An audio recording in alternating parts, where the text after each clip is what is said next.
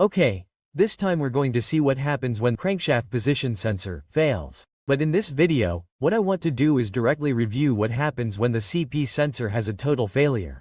So, we're going to directly see what happens in this truck when the crankshaft position sensor fails.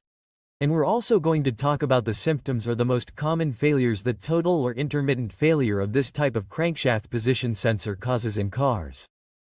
So, before moving on to see what happens here in this truck when the sensor fails, what we can say as a very quick introduction is that it's a very important sensor in cars. It's a sensor that's responsible for converting the speed or rotation of the engine into a signal, which will reach the computer, and that signal will be very important, since the computer will use it for ignition or spark delivery, for everything related to the engine's ignition system, and additionally, that signal will be very important for other types of functions such as fuel delivery or injection pulses. Additionally, the signal from this sensor will also be used for other types of components such as, for example, the tachometer or our revolution indicator on the vehicle's dashboard.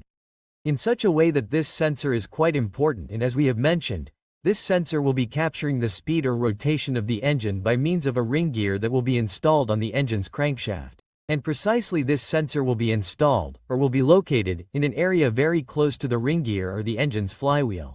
And as the engine begins to rotate, the sensor generates a signal, either an alternating current signal or a square wave signal, which, as we mentioned, is going to be used for the ignition system and other additional functions that are quite important in the car. So, having said that, before moving on to the symptoms or the most common failures caused by this sensor, what we are going to do is the following. In this case, I am going to simulate a situation where we have a total failure in the crankshaft position sensor.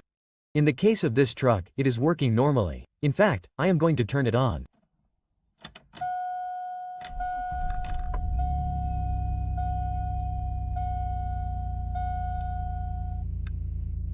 As you can see, the truck starts completely normally. It is working normally. What I am going to do next is turn it off and disconnect the crankshaft position sensor, and we are going to see what happens directly. We are going to see if the truck starts, if it does not start, and if we have fault codes and what fault codes we are going to be getting or we are going to obtain as a result of this fault. So, we are going to turn off the vehicle and disconnect the sensor.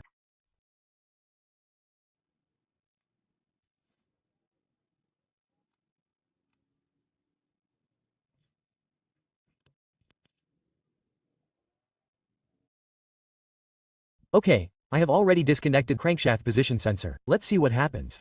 I'm going to start the truck and we'll see what happens.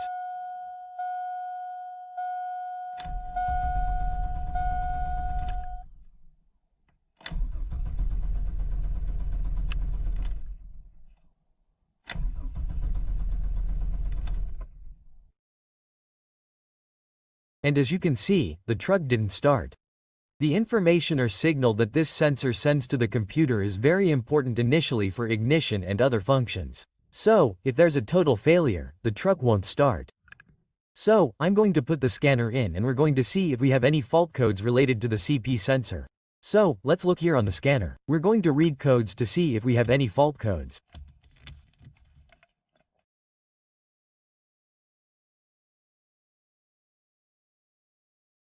And as you can see, we have a fault code, in this case P0335.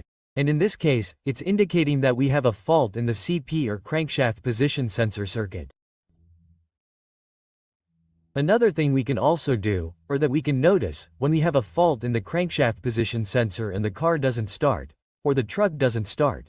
So, something you can do is go to the live data list and come here to the engine speed parameter, or the RPM, or engine revolutions per minute. And basically, something that we can distinguish when the crankshaft position sensor fails is the following. If the crankshaft position sensor has a total failure, as is the case with this truck, we are simulating a total failure. When we start the vehicle, we will not see any movement here on the tachometer. The needle will not move at all, and sometimes we will also be able to distinguish this on the scanner. The problem is that in most cars when we start the engine, the values here on the scanner are erased or the scanner turns off or restarts, and we cannot realize if there are revolutions per minute values while we are starting the vehicle. So, if we cannot do it with the scanner, we can look closely here on the tachometer to see if the needle moves or does not move at all, if we have at least some readings of revolutions per minute or if we have nothing. For example, if I start it here, as you can see, the scanner resets. The scanner is useless for distinguishing whether there are readings while we are starting the vehicle. But what we can distinguish is that here on the tachometer we do not have any readings. I will start it again. As you can see, if the crankshaft position sensor is failing, we will not have any readings in the revolutions per minute here on the tachometer. What I am going to do next, to see if you can notice the difference here in this truck, is that I am going to connect the crankshaft position sensor again, and what I am going to do is disconnect the coil, and in this way, the truck will not start either, but in this case it will no longer be due to a problem with the crankshaft position sensor, but due to another situation. And we are going to see if there is any movement here on the tachometer to note the difference, which is very minimal, but we are going to see if we can distinguish it. So, there I connected the crankshaft position sensor and disconnected the ignition coil. So, in this case, the truck is not going to start because I disconnected the coil. There will be no spark in the cylinders. Therefore, the truck is not going to start. So in this case the difference is that the truck is not going to start, but it will not be precisely because of the crankshaft position sensor, but rather it will be for another cause, which in this case is the coil. So I'm going to start the vehicle and we're going to see if we can distinguish any movement in what is the needle of the meter or what is the tachometer. So, I'm going to start it and we'll see.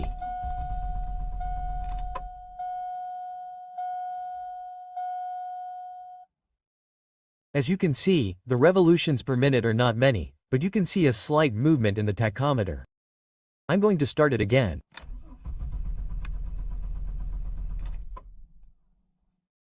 There you can see how the tachometer moves a little, and in this way we are noticing the difference. When the truck won't start, in this case due to problems with the crankshaft position sensor, the tachometer doesn't move. Not at all. But when the truck won't start and it's due to another situation, due to another type of problem, the tachometer at least moves a little, as we could see. Let's look at it again.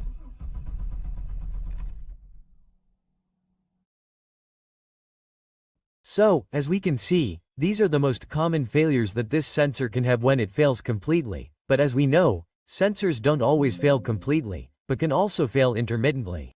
And in the case of the CP sensor, it can also fail intermittently, and that can be caused by problems with the wiring. For example, it can be caused by problems with the sensor connector, or by the sensor itself being damaged, with oil, for example, or being hit or mistreated. There are scenarios, for example, where the sensor is damaged or is very old or has been contaminated with oil or engine coolant for a long time, which is something that happens commonly.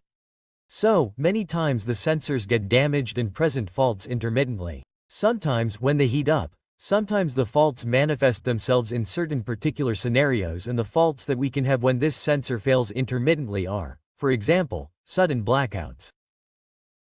And in these cases of intermittent fault, we can also have the check engine light with CP sensor fault codes, and we could also have symptoms of engine misfires, since this sensor is directly related to the ignition system and to what is the coordination in the fuel delivery or fuel injection.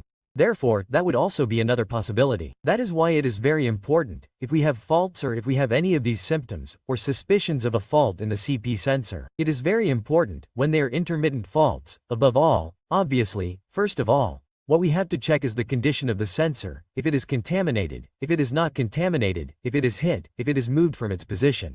We must also check, obviously, as with any sensor, the integrity of the connector, that there are no false contacts, etc.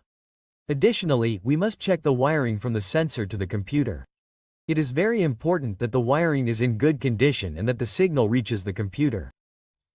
Additionally, when there are intermittent problems, it becomes almost essential to check the signal with an oscilloscope or monitor the signal with an oscilloscope, since when there are intermittent failures it is very complicated to detect them only with the scanner or only with the multimeter.